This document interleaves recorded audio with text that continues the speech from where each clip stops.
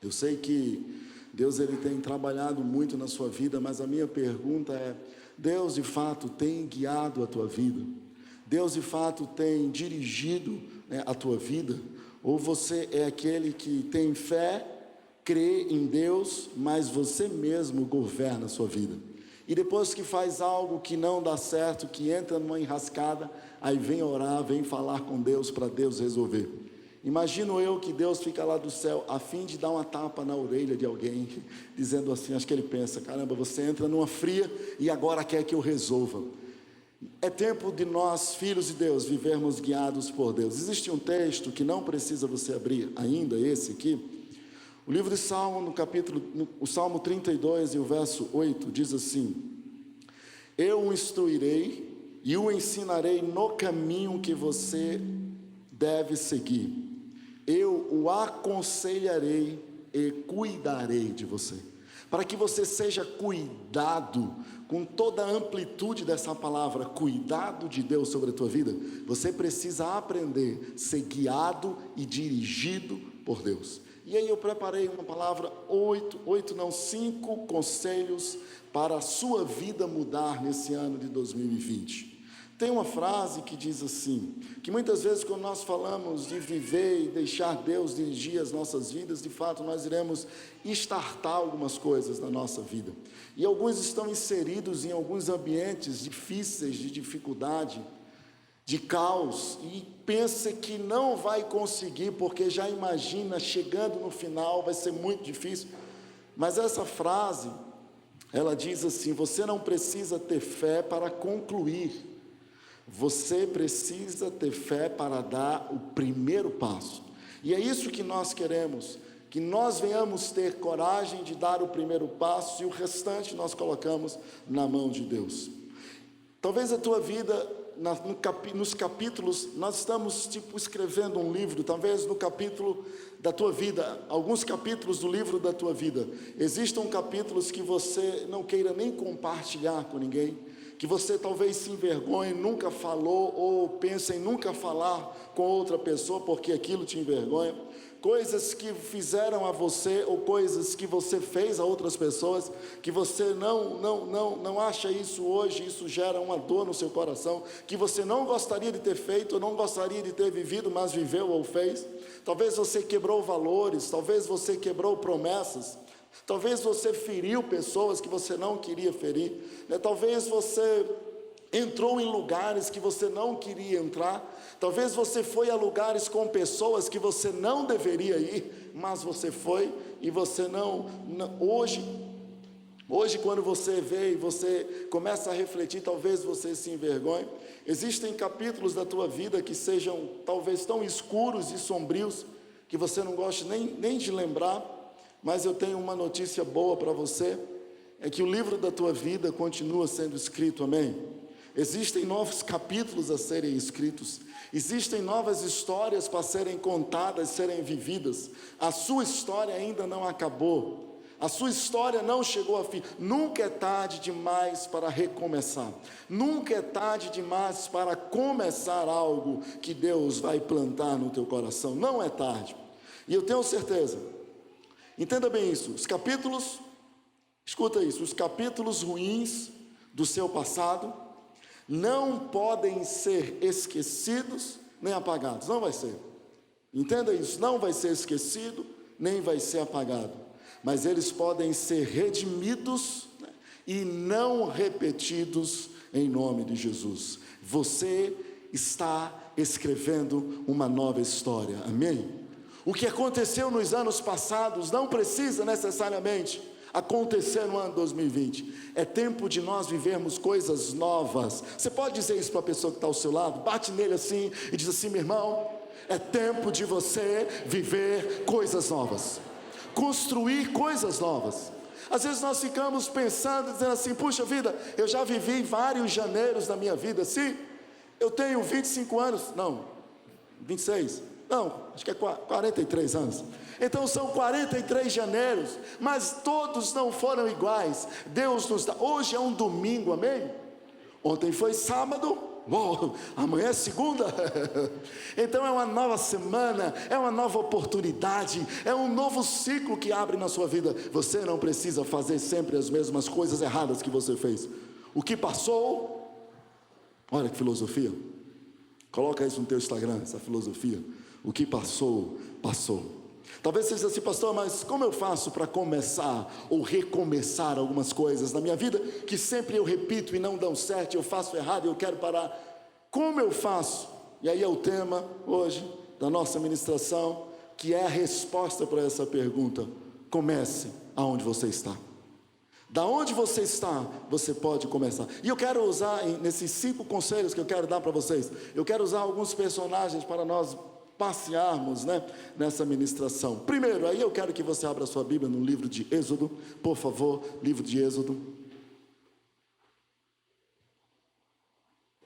Capítulo 4, o verso 1. E nós vamos usar como exemplo Moisés, o grande legislador, um homem que foi usado por Deus de forma fantástica, incrível. A Bíblia não relata nenhum homem que tenha tido experiências com Deus nessa terra de forma tão especial como Moisés. Acharam aí?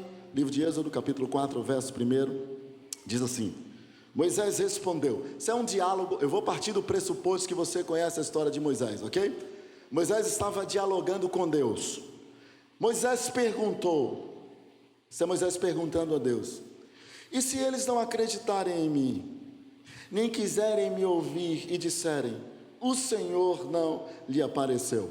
Ou seja, Moisés ele está colocando aqui dificuldades. Vamos ler novamente? Moisés respondeu: e se eles não acreditarem em mim?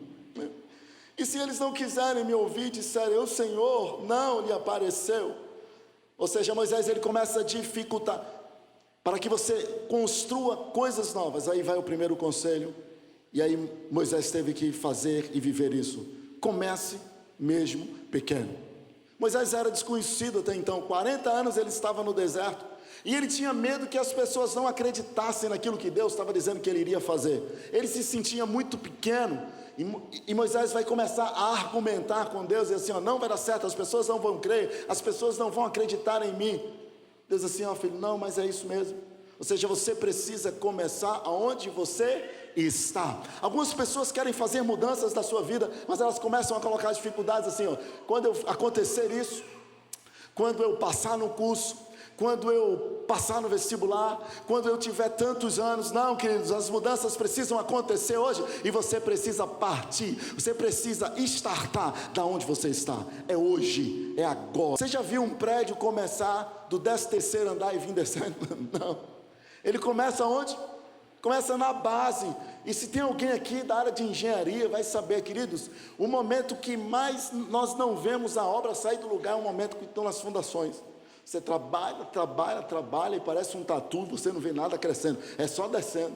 Mas aquilo ali é o que vai dar sustentação para a obra. Ou seja, você pode e deve começar pequeno. Aprenda a lidar. Moisés estava com medo das desconfianças. Aprenda a lidar com a desconfiança das pessoas. Eu falo isso aqui, já falei várias vezes, mas eu gosto de repetir porque eu passei vergonha.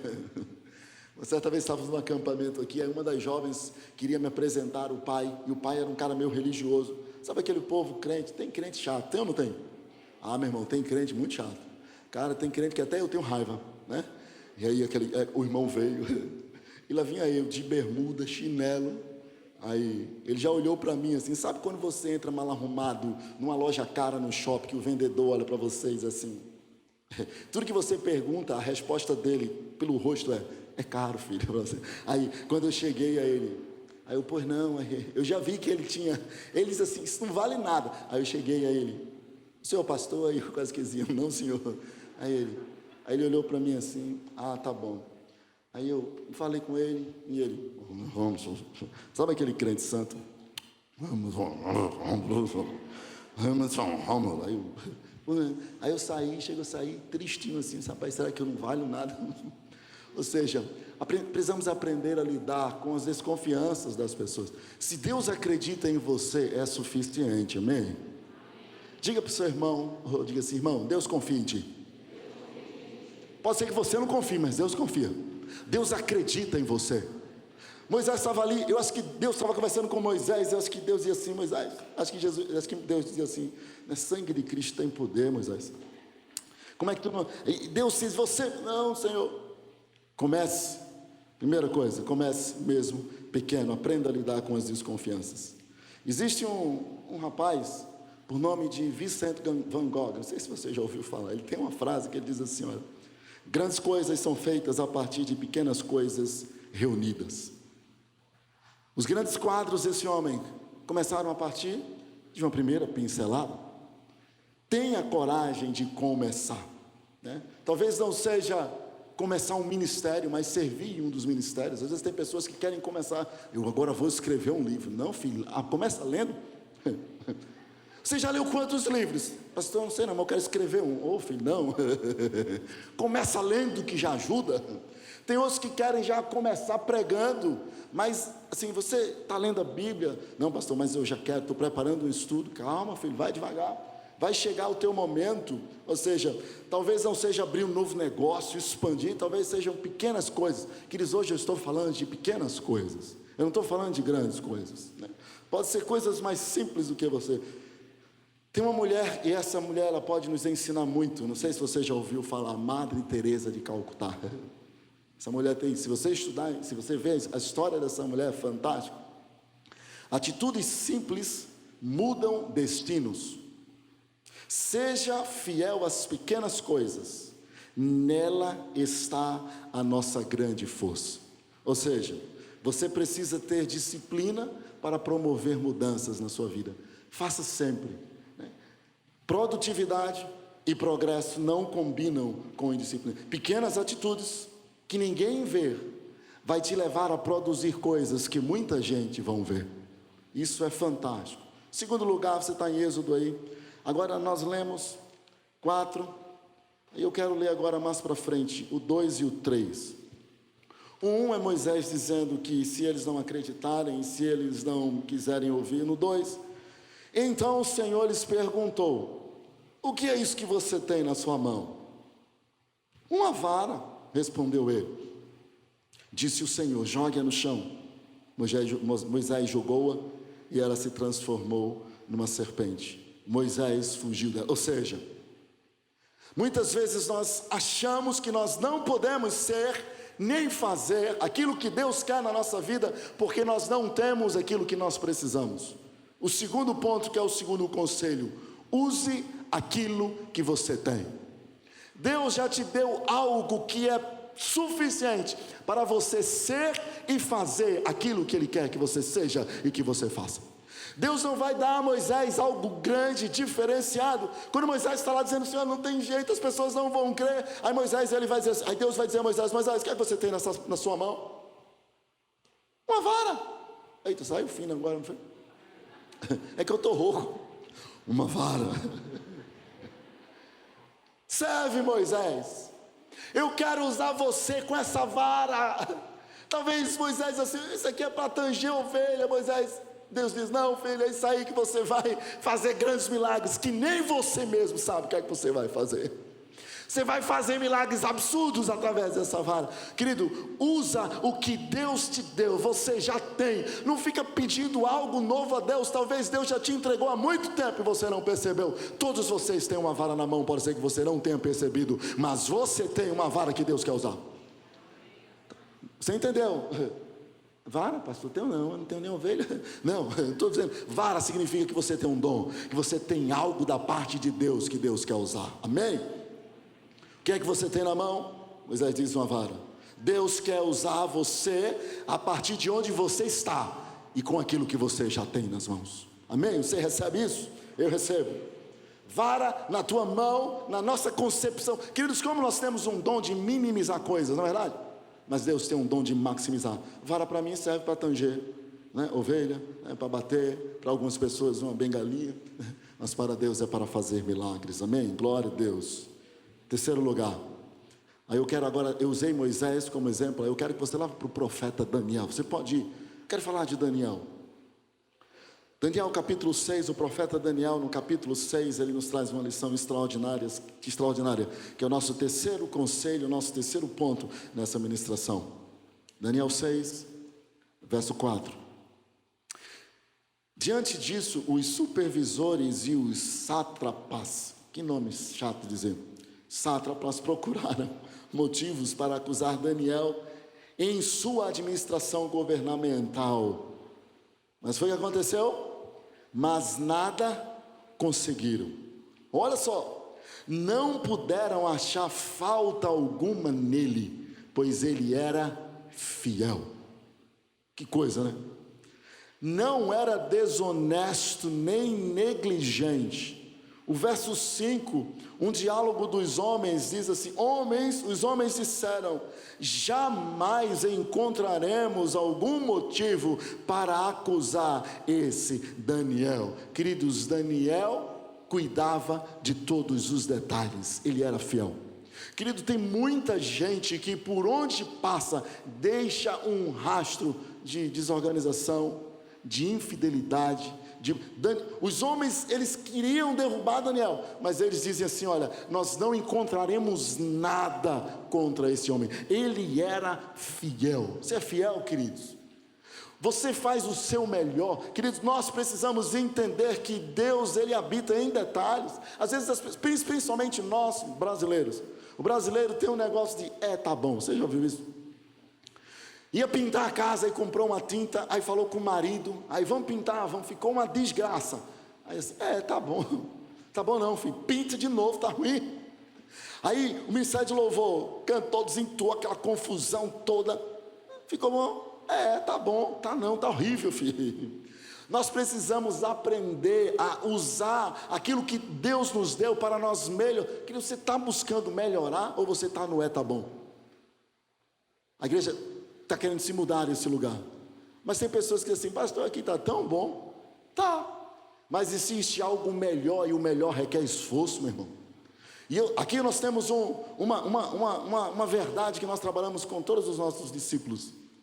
Você precisa chegar e procurar dificuldades, procura erros, chega procurando problema. Achou? Beleza, é seu, resolva agora. Que achar para o outro resolver é muito bom, mas eu digo, procura. Tem alguma coisa fora do lugar, se tem alguma parede quebrada, ou seja, nós precisamos. Mas as pessoas, uma vez,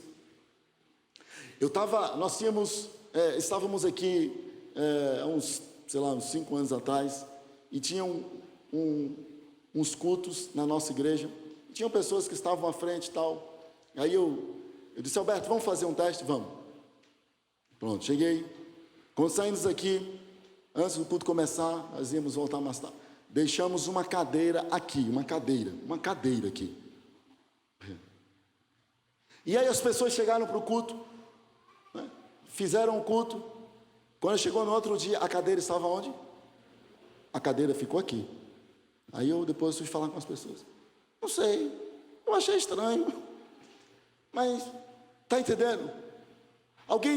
Não teve uma pessoa que dissesse assim: o que é que essa cadeira está fazendo aí? Ou seja, detalhes.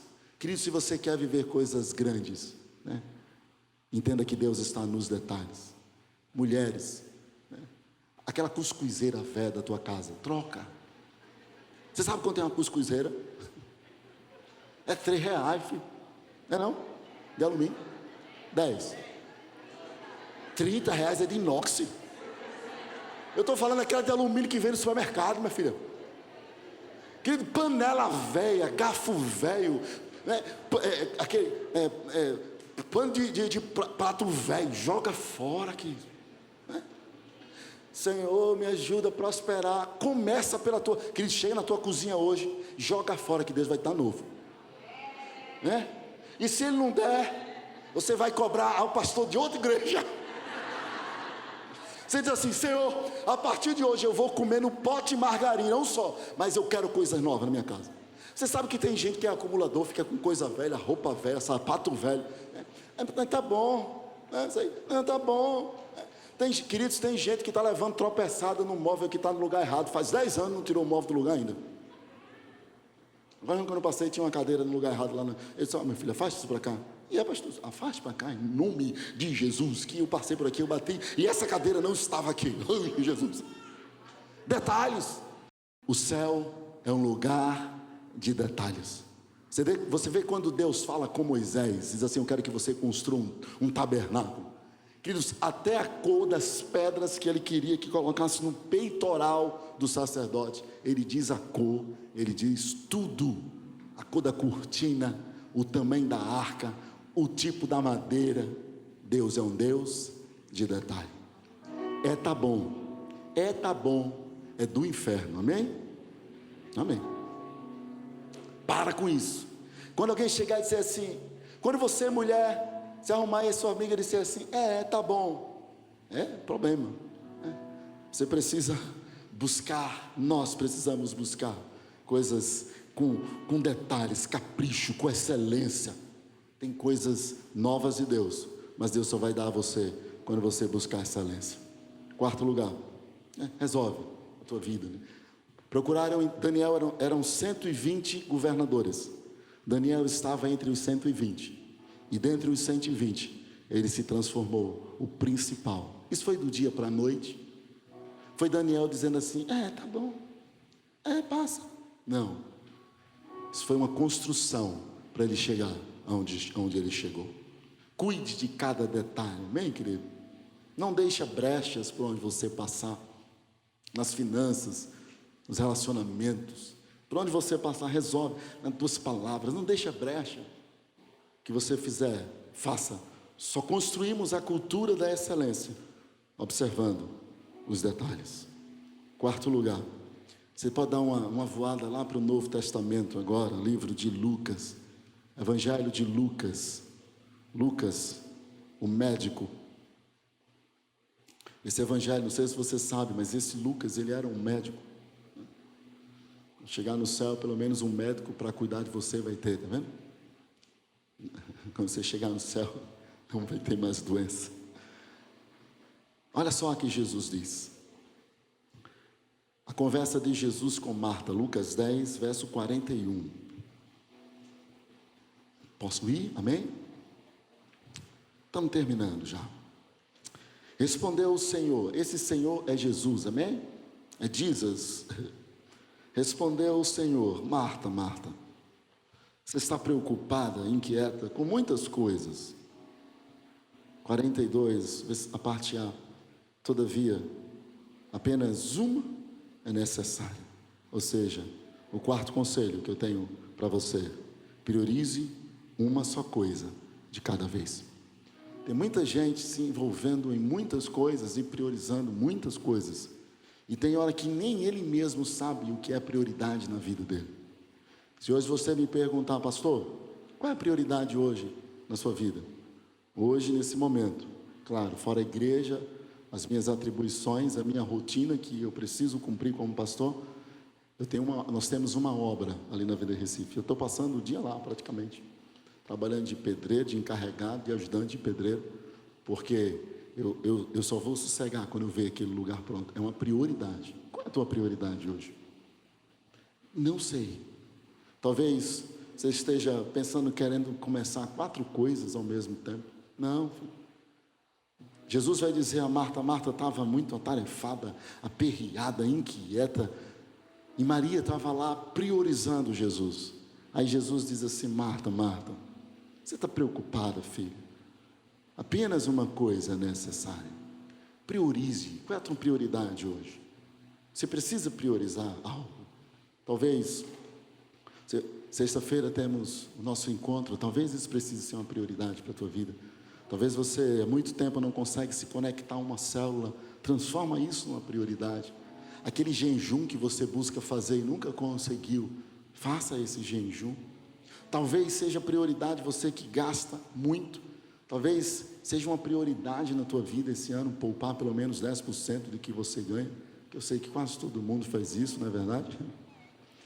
Poupar. Talvez seja ser um cristão de muito tempo, mas nunca foi um dizimista fiel. Talvez essa possa ser uma prioridade na tua vida, até você transformar em rotina.